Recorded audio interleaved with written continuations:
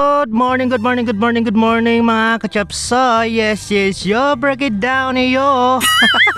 And for today's video, nandito nakikita nyo naman, mayroon dito mga tibukan, mayroon dito mga lubi, at ayan, mayroon mga binunot dito. So in short, tayo po ngayon ay naglulukad. And for today's video, ayan, yung aking kapatid siya ay namumunot. Yes, yo, ayan So pagkatapos niyang mamunot, ayan kanya nang inuulik ba ang tayod.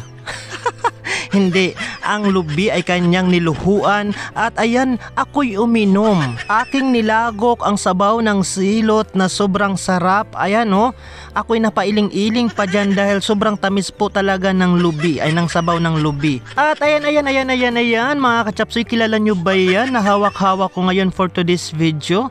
Ayan, yan ang tinatawag na buay at ngayon, ayan namamagtak na yung aking kapatid at ako naman dito sa gilid ay nag-aantay ng buay dahil aking kakainin ang mga yan. Masarap na masarap po yan, matamis na matamis, lalo na yung mga digtoy na buay. Ayan yung aking kapatid na si Idmar Servito, mega love shoutout. Galingan mo yung pagbabagtak, huwag kang magsala at baka ang iyong kamay ang iyong maputas kapag nagsala ka sa iyong pagbagtak. Ayan, galingan mo, pakitang gilas ka dahil naka-video ka ngayon for today's video. At ayan, may tudok. Yung may tudok na lubi, yan po ang mayroong laman na buay. Ayan mga kachapsoy, ano ba yung Tagalog ng buay? Dahil hindi ko napag-aalaman. Yan ba yung tinatawag na makapuno? Ayan, pag makapuno ba yung laman ba niyan ay punong-puno? O kapag kulang sa laman, ang tawag dun ay makaluwag.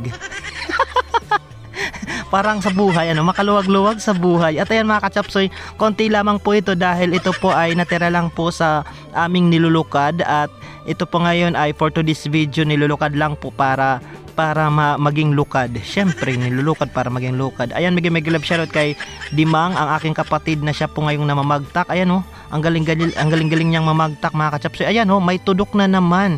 Tingnan ninyo tingni kanyang babagtakin at inyong makikita ang lamang loob na mayroong lipuyok sa loob na masarap na masarap. Ayan kaunti lang ang kanyang pagbagtak dahil hindi niya pwedeng sapalin dahil baka maputas yung laman. At ayun, may lumabay. Ayan yan yung laman. Yan yung tinatawag ko sa inyo na ayan ang tawag po dyan ay buay ayang puting-puti po. Ayan, at ngayon na ay akin nang titikman, tatadihan ko na talaga ang buay na yan. Ayan sarap na sarap ako dyan mga kachapsoy, grabe. Hindi ko lubos akalaing ganito. Hindi ko sukat akalaing ganito ang hapding daramdamin ng puso ko. Yes, you break it down yo. Ayan sa tagal-tagal ko po dito sa probinsya, madalang po akong makatikim ng ganyan na buay. Yan pang pinakamasarap na malito, isang kagatan lang po yan. Tapos pagkatapos po niyan, ilalabog na yung tinusan. Ayan yan po yung pinakamasarap na buay, yung maliliit lang po.